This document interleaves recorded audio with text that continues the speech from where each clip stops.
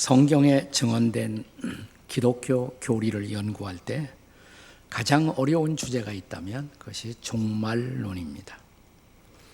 교리 자체가 난해해서가 아니라 교회 내 신학적 입장에 따라 다양한 교리적 입장이 다르게 존재하기 때문입니다. 그래서 어떤 입장을 따라야 할지 무척이나 혼란스럽습니다.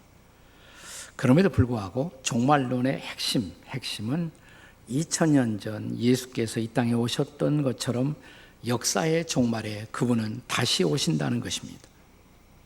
이것을 가리켜 예수 그리스도의 재림, The Second Coming of Jesus Christ, 예수 그리스도의 재림이다 이렇게 말합니다.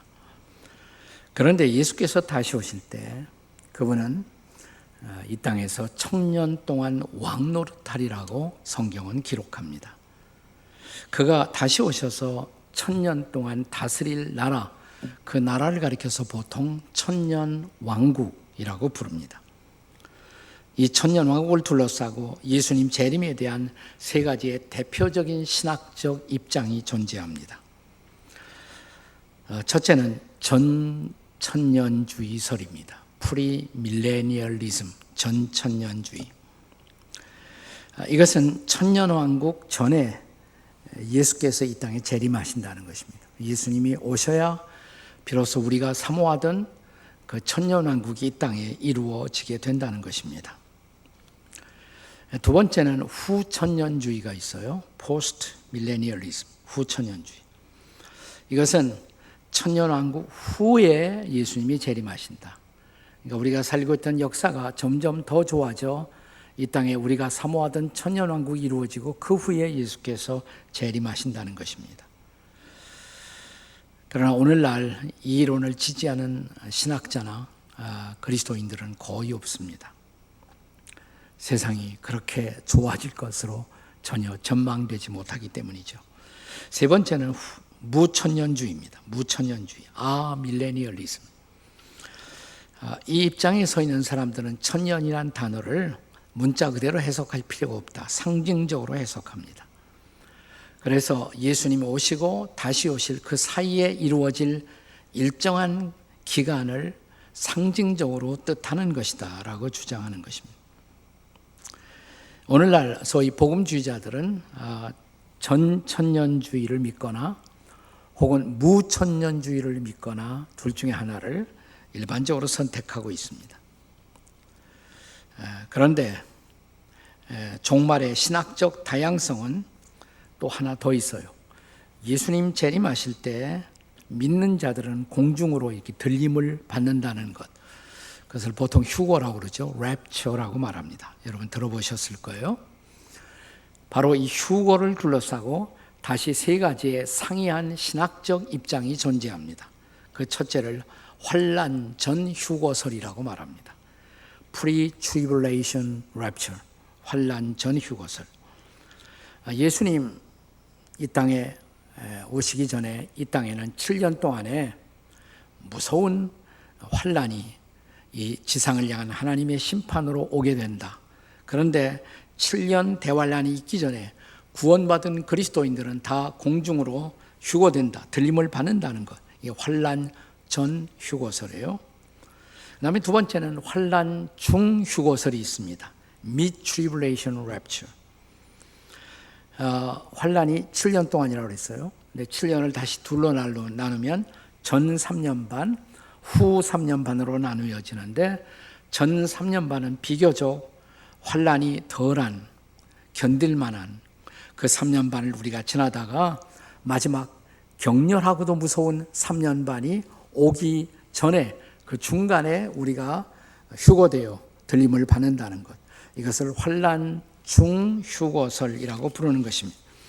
그리고 세 번째는 환난 후 휴거설, Post Tribulational Rapture.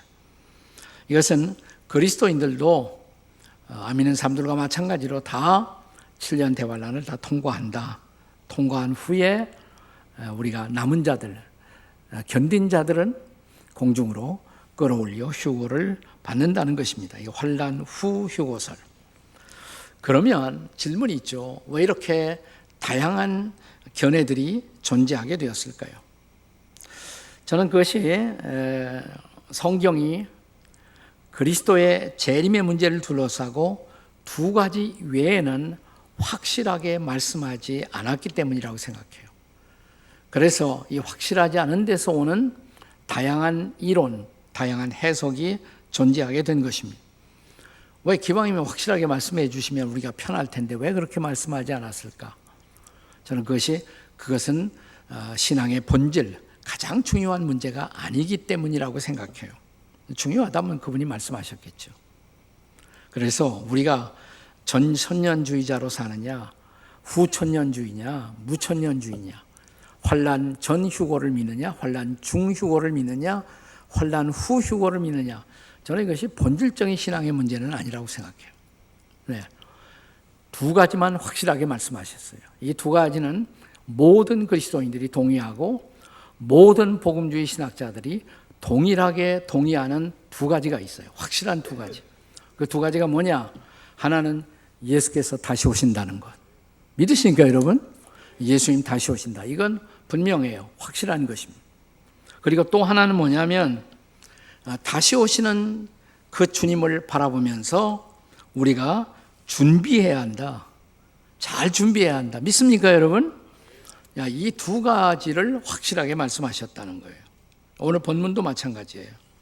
그래서 오늘 본문도 보면 예수님이 어느 날 우리가 예측하지 않은 때 도둑처럼 그분이 다시 오시는데 다시 오실 그분을 바라보며 우리는 잘 준비해야 한다. 그러면 무엇을 준비해야 할까요? 우리가 다시 오실 주님을 바라보고 준비해야 할 것 두 가지. 그 첫째는 뭐냐면 심판을 준비해야 한다는 것입니다. 따라서 하십시다. 심판을 준비합시다. 옆에 사람에게 심판을 준비합시다. 자, 본문 40절을 보세요. 본문 40절 같이 읽겠습니다. 시작.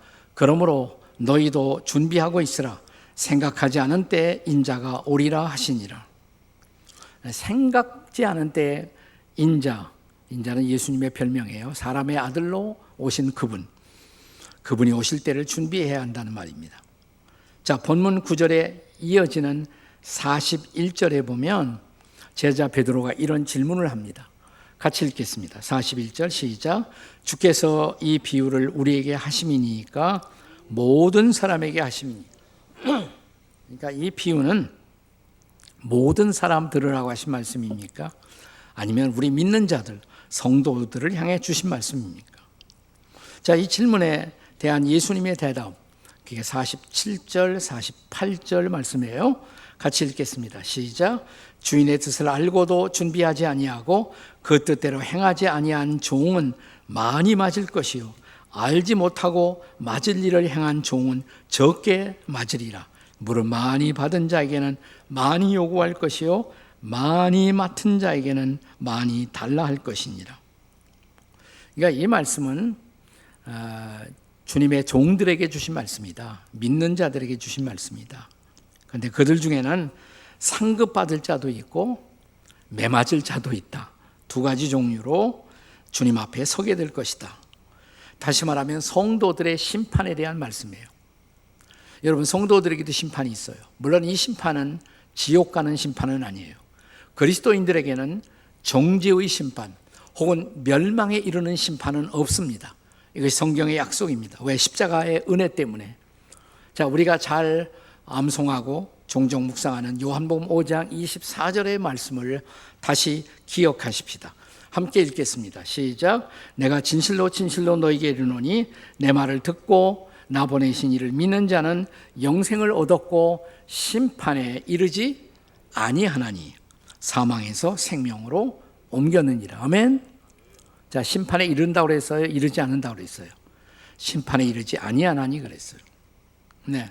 구원받은 자들은 정죄의 심판 혹은 멸망에 이르는 심판은 면제되었다고 말씀하시는 것입니다. 십자가 때문에, 십자가에서 용서받고 구원받았기 때문에 우리에게는, 자녀된 우리에게는 지옥 가는 심판은 없어요.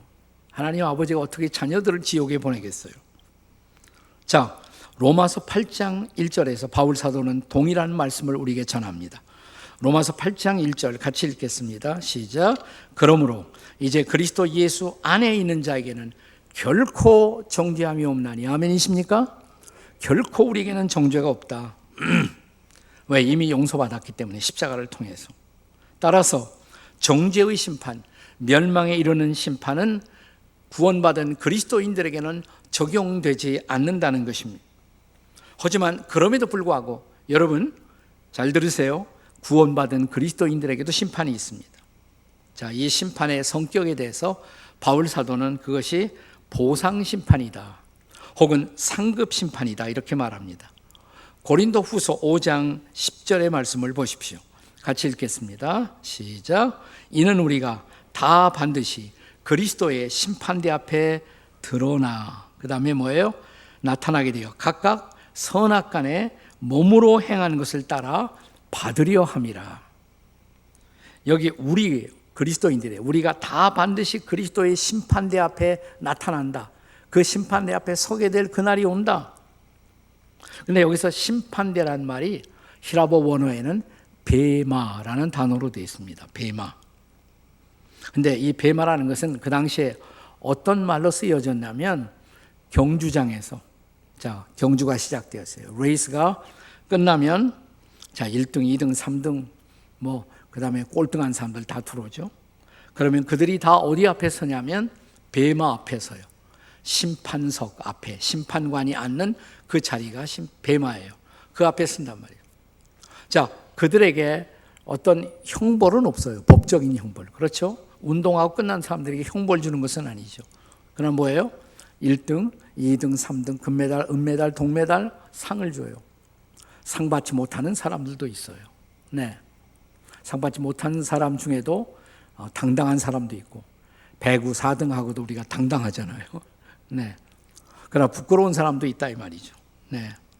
자, 고린도전서 3장 13절에 보면 그날, 그 심판의 날 우리의 공적이 드러난다.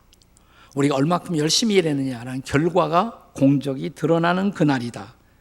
그 심판의 날이다, 이렇게 말합니다. 한번 읽어봐요. 고린도전서 3장 13절 시작. 각 사람의 공적이 나타날 터인데 그날이 공적을 밝히리니 이는 불로 나타내고 그 불이 각 사람의 공적이 어떠한 것을 시험할 것입니다. 네, 이게 불을 질러봤는데 없어져요. 그러면 상을 못 받는다. 금이나 은이나 보석처럼 남아있으면 상을 받는다. 그래서 3장 14절에 보시면 만일 누구든지 그 위에 세운 공적이 그대로 있으면 뭘 받고? 상을 받고.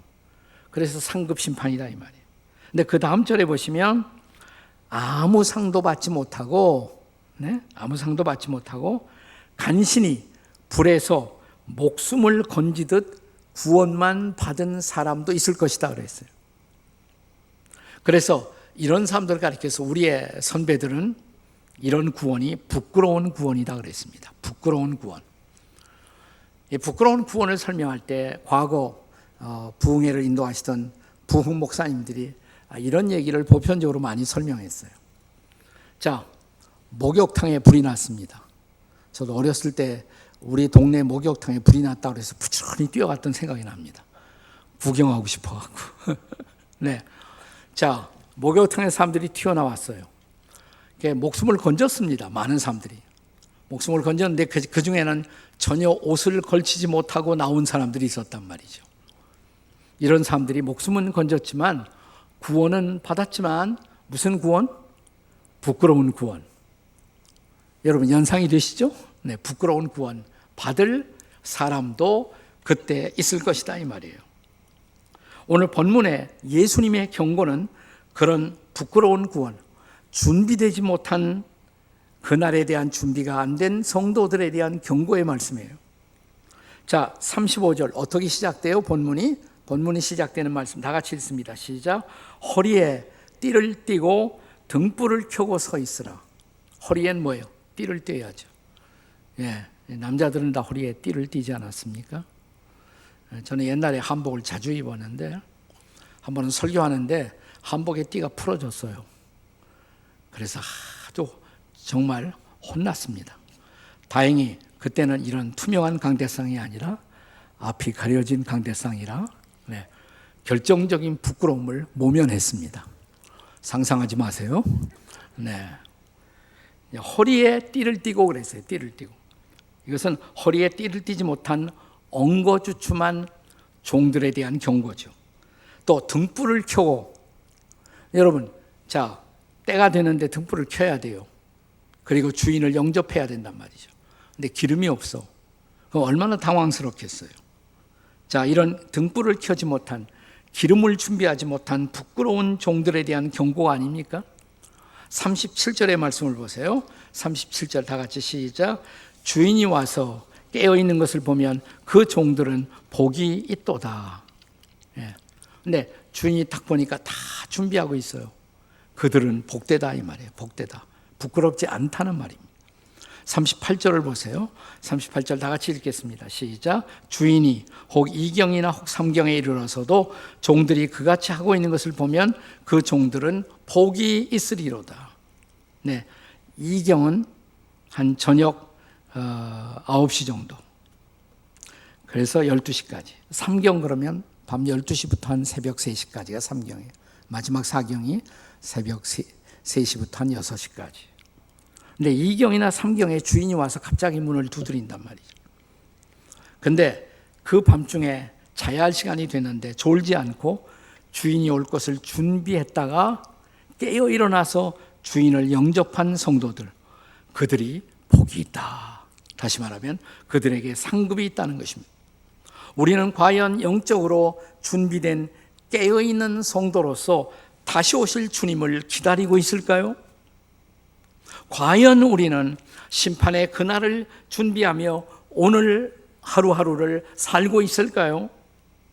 그날, 심판의 그날, 부끄럽지 않도록 심판대에 준비된 성도로 서 있을 준비 되어 계십니까? 그래서 첫째는 뭐예요? 심판을 준비합시다라는 거예요. 따라서 합시다. 심판을 준비합시다. 두 번째로 준비할 것이 있어요. 섬김을 준비하라는 것입니다. 섬김. 따라서 하세요. 섬김을 준비합시다. 본문 37절을 보겠습니다. 37절 다 같이. 주인이 와서 깨어있는 것을 보면 그 종들은 복이 있으리로다. 내가 진실로 너희에게 이르노니 주인이 띠를 띠고 그 종들을 자리에 앉히고 나와 뭐예요? 수종들리라. 자, 여기 깨어서 주인의 오심을 준비하던 종들에게 상급이 뭡니까? 상급이 재밌어요. 돌아오신 주인이 오히려 기다리던 종들을 이제는 섬기겠다는 것입니다. 주님의 가르침 그대로 섬김의 삶을 살아왔던 종들을 이제는 주인이 그들을 섬김으로 보상하시겠다는 것입니다. 자, 여기 섬김이 우리 주님에게 얼마나 중요한 것인지, 바로 섬김은 주님이 이 땅에 오신 중요한 한 목적이었음을 우리는 다시 상기하게 됩니다. 마가복음 10장 45절의 말씀 기억하시죠? 자, 다 같이 읽어요. 큰 소리로 시작. 인자가 온 것은 섬김을 받으려 함이 아니라 도리어 섬기려 하고 자기 목숨을 많은 사람들의 대속물로 주려 함이니라. 자, 그는 이 말씀을 말씀으로만 선포하신 것이 아니라 구체적인 실천으로 보여주시지 않았습니까? 자, 예수님이 세상을 떠나시기 전에 마가의 다락방에 제 아들을 다 모으셨습니다. 그가 사랑했던, 지금까지 가르쳐왔던 12 제자들. 자, 그들 앞에 주님이 무릎을 꿇으십니다. 얼마나 당황했을까요? 그리고 그 옆에는 물대야와 수건이 있었어요. 자, 베드로에게서 시작해서 한 사람 한 사람, 한 제자 한 제자, 제 아들의 냄새나는 발을 사랑과 정성으로 주님이 씻겨주시기 시작합니다. 제 아들은 문자 그대로 충격을 먹었을 것입니다. 베드로는 그래서 주님 안 돼요. 왜 주님 말도 안 되는 일을 하십니까? 제가 선생님 발을 씻겨야지 선생님이 제 발을 씻기시다니요. 그때 예수님이 하신 말씀이 뭐예요? 내가 너를 씻기지 아니하면 너는 나와 아무런 상관이 없느니라. 그러니까 할 수 없이 베드로도 씻김을 받았어요. 주님의 씻기시는 섬김을 받았어요. 심지어 주님은 자신을 배신하고 팔아넘길 가룟 유다의 계획을 알고 계시면서도 이 제자의 발도 씻겨주셨습니다. 자, 다 끝나고 요한복음 13장 14절 15절에서 주님은 제 아들의 발을 씻기신 후에 이렇게 말씀하십니다. 먼저 모본을 보이고 그 후에 설교하신 거예요. 자, 다 같이 읽어요. 시작. 내가 주와 선생이 되어 너희 발을 씻었으니 너희도 서로 발을 씻어주는 것이 옳으니라. 그 다음 절. 내가 너희에게 행한 것 같이 너희도 행하게 하려 하여 본을 보였느라. 아멘. 자, 여기 예수님 사건에서 가장 중요한 두 가지. 예수님 왜 오셨어요? 십자가에 죽으시려고. 왜 십자가에 죽으시려고? 첫째로 우리를 구원하기 위해서. 우리를 구원하시기 위해서. 근데 두 번째가 있어요. 두 번째는 우리를 섬기기 위해서. 십자가는 우리를 섬기기 위한 섬김의 절정이에요. 네. 섬김을 받으려 하지 않고 도리어 섬기려 하고 자기 목숨을 많은 사람들의 대속물로 주려 함이니라. 십자가는 섬김의 절정이에요. 자, 그렇다면 우리가 예수님의 제자가 되어 예수님을 따르고 있다면 저와 여러분의 인생 결산에서 마지막으로 주님이 저와 여러분에게 물으실 중요한 질문, 네가 참으로 나의 제자라면 내가 너에게 가르쳤고 모본을 보인 것처럼 너도 이 세상 살 때 내 이웃들을 얼만큼 섬겼니? 그거 물어보시겠죠. 그 결산을 해야겠죠. 자, 그렇다면 중요한 것, 오늘 우리는 섬김을 준비하며 하루하루를 살고 있을까요? 얼마 전에 캐나다 토론토에서 한국 교회 음악의 아버지, 찬송의 아버지라고 불리워지시던 박재훈 목사님, 박재훈 선생님이 세상을 떠나셨습니다. 99세로 떠나셨어요. 99세. 1000곡 이상의 찬송가를 만드셨어요. 우리가 좋아하는 찬송은 다 이분이 만드셨어요. 어서 돌아오, 지금까지 지내온 것 주의 크신 은혜세. 다 이거 박재훈 목사님이 만드신 찬양들입니다. 이 박재훈 목사님은 인생의 후반기에 캐나다 토론토에 가셔갖고 거기서 교회 개척을 하십니다. 큰빛 교회라는 교회를 개척했었어요. 그리고 일찌감치 은퇴하신 다음에 후배들을 담임 목사님을 섬기시고 그분은 다시 성가대 내려오셨고 다시 지휘하시고 이렇게 후배들을 섬겨주셨어요. 여전히 음악 작곡 활동을 하셨습니다. 얼마 전까지도 계속 작곡을 하셨어요. 이 큰빛 교회는 캐나다 토론토에서 가장 커다란 교회 중에 하나가 되었습니다. 몇 년 전에 제가 큰빛 교회 부흥회를 인도하면서 박재훈 목사님께 초대를 받았어요. 집에 와서 점심 식사하라고. 근데 가면서 거기 교회 교역자들이 그러시더라고요. 박재훈 목사님 사모님이 냉면의 대가라고. 두 분 다 본래 북한에서 오신 분이라 냉면을 잘하신다고. 가서 정말 맛있는 냉면을 먹고 오후에 한때를 그 가정에 머물면서 아주 인상 깊은 은혜로운 시간을 보냈습니다. 그때 제가 목사님께 여러 가지 대화를 하다가 질문을 했어요. 목사님이 제일 존경하는 분, 목사님에게 제일 은혜를 끼친 분이 누구세요? 그분은 진짜 안 만나보신 분이 없을 거란 말이죠. 네, 훌륭한 목회자, 훌륭한 정치가, 훌륭한 예술가들이 그분 곁을 많이 지나갔단 말이죠. 그때 이 박재훈 목사님은 조용히 미소를 띄우면서 내 친구 맹의순이지 그러시더라고요. 내 친구 맹의순이지. 여자 아니에요? 남자예요? 전도사예요. 맹의순 전도사. 남대문 교회, 서울역 앞에 있는 교회인데 그 교회 전도사를 했던 분이에요. 제일 예수님 닮았던 친구지. 난 그 친구를 통해서 예수님을 보았으니까. 이 박 목사님이 이 친구의 짤막한 인생이지만 너무 고귀한 인생이라 그 라이프 스토리를 한국의 기독교 작가인 정연희 선생에게 줘갖고 정연희 선생께서 소설을 썼어요. 실화 소설이에요.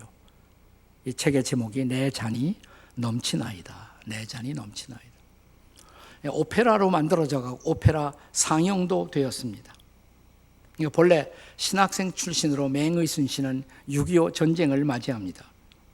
근데 이제 피난을 오면서 남쪽으로 피난오면서 피난길에 처음에는 북한 인민군에게 남한 군인으로 오해돼 갖고 붙잡혀 갖고 고문을 당하기도 했고, 조금 더 내려오다가 이번에는 미군한테 붙잡혀요.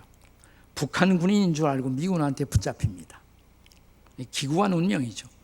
그래서 저 거제도에 가면 포로 수용소에 북한군으로 오해를 받아서 거기 갇히게 됩니다. 얼마나 억울했겠어요. 그런데 이 수용소에서 그는 자신의 처지를 비관하지 않고 광야교회를 세웁니다. 거제 포로 수용소가 종교의 자유만은 철저히 보장했어요. 미군들이 지키고 있었기 때문에. 거기 광야교회를 만들고 새벽 기도에 인도하고 낮 성경 공부, 오후 성경 공부. 근데 저녁에 조금 시간이 남으면 그는 대한물을 들고, 물통을 들고 수용소에서 제일 버림받은 중공군 환자 병동을 찾아갔답니다. 그리고 중공군들의 손과 발을 씻겨주면서 찬양을 부르고 기도하고, 그리고 빠짐없이 마지막에 시편 23편을 읽습니다. 여호와는 나의 목자시니 내게는 부족함이 없으리로다. 그리고 마지막에 큰 소리로 내 잔이 넘치나이다, 내 잔이 넘치나이다. 그들의 손과 발을 붙들고 마지막 기도로 마무리하고, 또 다른 사람을 그렇게 발을 씻겨주고, 또 다른 사람을. 그는 이런 기도를 자주 했다고 합니다. 주여, 지옥이 존재한다는 것을 알면서 제가 어떻게 천국을 즐기겠습니까? 주여, 저주받은 자들을 불쌍히 여기시사 천국에 들여보내주시든 아니면 저를 지옥으로 보내어 고통받는 자들을 섬기게 하옵소서. 이분을, 맹인순을 아끼는 친구들이 무죄 석방운동을 벌입니다. 그 소식을 듣고 감옥 안에서 편지 답장을 합니다. 나를 필요로 하는 이곳에 제가 있는 것이 얼마나 마음 편한지 모르겠네. 나는 저 철조망 밖의 삶이 더 두렵다네. 그러니 나를 그만 여기 놔두게나. 여기서 내가 섬겨야 할 사람들을 섬길 수 있도록 해주게나. 라고 답장을 합니다. 또 그는 이런 편지를 남겼어요. 나는 기도하며 이들을 간호하고 있다네. 더러는 피고름이 흐르는 것을 닦아내며 저리고 아픈 몸을 주무르고 있으면 성령의 기쁨이 차고 넘친다네. 성령께서 하시는 일에 나는 순종하는 것뿐이지. 그래서 흔연히 잠들어가는 이들의 평화로운 얼굴, 여기가 천국일세. 석방명령이 떨어졌어요. 이 사람은 죄가 없으니까, 또 인민군도 아니니까 석방하라고. 근데 안 나가겠다고 거부를 합니다. 그리고 여전히 설교를 하고 말씀을 전하고 전도를 하고 사람들을 섬깁니다. 마침내 그는 피로와 영양실조로 쓰러져서 27살에 세상을 떠났습니다. 27살에. 수용소 안에서 장례식이 열렸어요. 이 장례식에 줄지어 중공군 병사들이 찾아와 눈물을 흘리고 통곡을 하면서 말하기를, 선생은 하늘이 보낸 천사였습니다. 선생은 마지막 한 사람의 환자까지 시키신 후 당신의 눈물과 땀을 닦아낼 생각도 않으시고 시편 23편을 읽어주셨죠.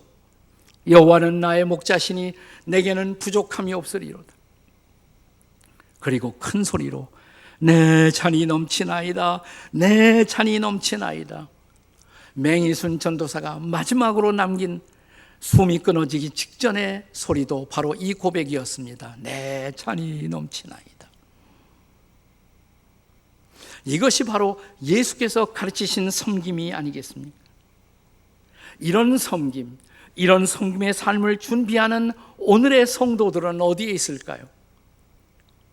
코로나가 왔다고 위축되어서 우리는 전도도 포기하고 섬김도 포기한 채 오늘을 살고 있는 것은 아닐까요? 진정으로 주님처럼, 주님 닮아 섬김을 흉내라도 내는 성도들은 어디에 있을까요? 기도하시겠습니다. 같이 기도하시겠습니다.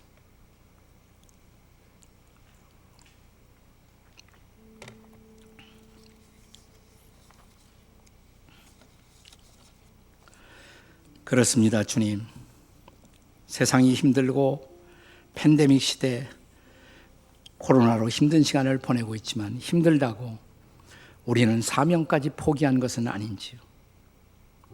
우리는 맹이순 전도사 앞에 부끄럽기만 합니다. 그렇게 전도하지 못하는, 그렇게 섬기지 못하는 내가 부끄럽습니다. 부끄러운 모습으로 부끄럽게 주님 앞에 설까봐 두렵습니다. 주님, 우리를 도와주시옵소서. 주님, 우리를 깨워 주시옵소서. 주님, 우리 함께 부르짖고 통성으로 기도하겠습니다. 주님, 우리를 도와주시고 이 시간 우리가 주님 앞에 서서 온전히 깨어있는 자로 주님 앞에 서는 그날을 준비하게 도와주시옵소서. 성령으로 역사하시고 우리의 마음을 타취하시며 우리가 온전히 섬기는 자로 주님 앞에 설 수 있도록 도와주시옵소서. 오 주님, 부끄럽습니다. 부끄럽게 설까봐 두렵습니다. 원컨대 우리를 불쌍히 여기시고 우리의 마음속에 성령의 충만함을 허락하사 우리도 주님 앞에 어느 날 당당하게 부끄럼 없이 설 수 있는 그날을 준비하게 도와주시옵소서. 그 섬김을 준비하게 도와주시옵소서. 예수님의 이름으로 기도하옵나이다. 아멘.